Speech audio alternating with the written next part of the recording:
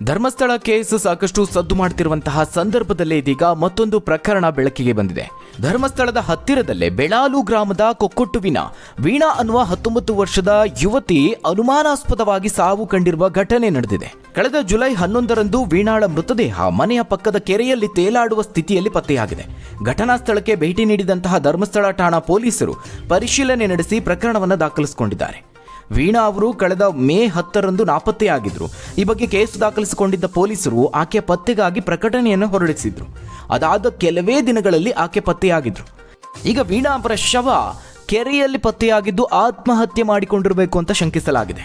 ಬೆಳ್ತಂಗಡಿ ತಾಲೂಕಿನ ಬೆಳಾಲು ಗ್ರಾಮದ ಕೊಕ್ಕೊಟ್ಟು ನಿವಾಸಿ ನಾಗೇಶ್ ಭಾರತಿ ದಂಪತಿಗಳ 2ನೇ ಪುತ್ರಿ ವೀಣಾ ಎಂಬಾಕೆಯ ಶವ ಈಗ ಮನೆಯ ಕೆರೆಯಲ್ಲಿ ಜುಲೈ 11ರಂದು ಮಧ್ಯಾಹ್ನದ ಬಳಿಕ ಪತ್ತೆಯಾಗಿದೆ.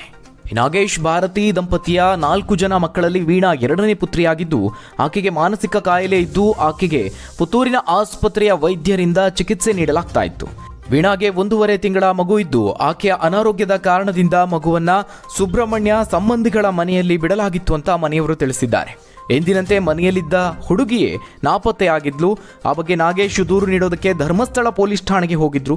ಮನೆಯವರು ಅಷ್ಟರಲ್ಲಿ ಹುಡುಕಾಟವನ್ನು ನಡೆಸಿದಾಗ ಕೆರೆಯ ನೀರಿನ ಆಳವಾದ ಭಾಗದಲ್ಲಿ ವೀಣಾಳ ಮೃತದೇಹ ಪತ್ತೆಯಾಗಿದೆ ಅಂತ ನಾಗೇಶ್ ಅವರಿಗೆ ಕರೆ ಮಾಡಿ ತಿಳಿಸಿದ್ರು. ಬಳಿಕ ಅಗ್ನಿಶಾಮಕ ಮತ್ತು ತಂಡದವರು ಸೇರಿ ಮೃತದೇಹ ಹೊರತೆಗೆದಿದ್ದಾರೆ ಅಂತ ತಂದೆ ನಾಗೇಶ್ ತಿಳಿಸಿದ್ದಾರೆ.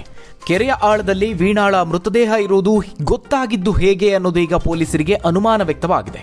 ಸಮಗ್ರ ತನಿಖೆಗೆ ಈಗಾಗಲೇ ಮನವಿ ಮಾಡಿಕೊಳ್ಳಲಾಗಿದೆ. ವೀಣಾಳ ಅನುಮಾನಾಸ್ಪದ ಸಾವಿನ ಕುರಿತಾಗಿ ಹಲವಾರು ಅನುಮಾನಗಳಿದೆ. ಈ ಬಗ್ಗೆ ಸಮಗ್ರವಾದಂತಹ ತನಿಖೆ ನಡೆಸಿ ಕ್ರಮ ಕೈಗೊಳ್ಳುವಂತೆ ಒತ್ತಾಯಿಸಿ ಜನವಾದಿ ಮಹಿಳಾ ಸಂಘಟನೆ ಬೆಳ್ತಂಗಡಿ ತಾಲೂಕು ಸಮಿತಿ ಇದರ ವತಿಯಿಂದ ಧರ್ಮಸ್ಥಳ ಪೊಲೀಸ್ ಠಾಣೆಯಲ್ಲಿ ಮನವಿ ಮಾಡಲಾಗಿದೆ. ಬಾಣಂತಿಯಾದ ಈಕೆಯ ಮಗುವನ್ನ ಅವಳಿಂದ ದೂರ ಮಾಡಿ ಆಕೆಯ ತಂದೆ ನಾಗೇಶ್ ರವರು ಆಕೆಯನ್ನ ಮಾನಸಿಕ ಅಸ್ವಸ್ಥತೆ ಅಂತ ಬಿಂಬಿಸುವ ಕಾರ್ಯವನ್ನ ಮಾಡಿದ್ದಾರೆ. ಒಟ್ಟು ಘಟನೆಯನ್ನ ಗಮನಿಸಿದಾಗ ಇದೊಂದು ಸಹಜ ಸಾವು ಅಲ್ಲ ಅನ್ನುವ ಭಾವನೆ ಮೂಡ್ತಾ ಇದೆ.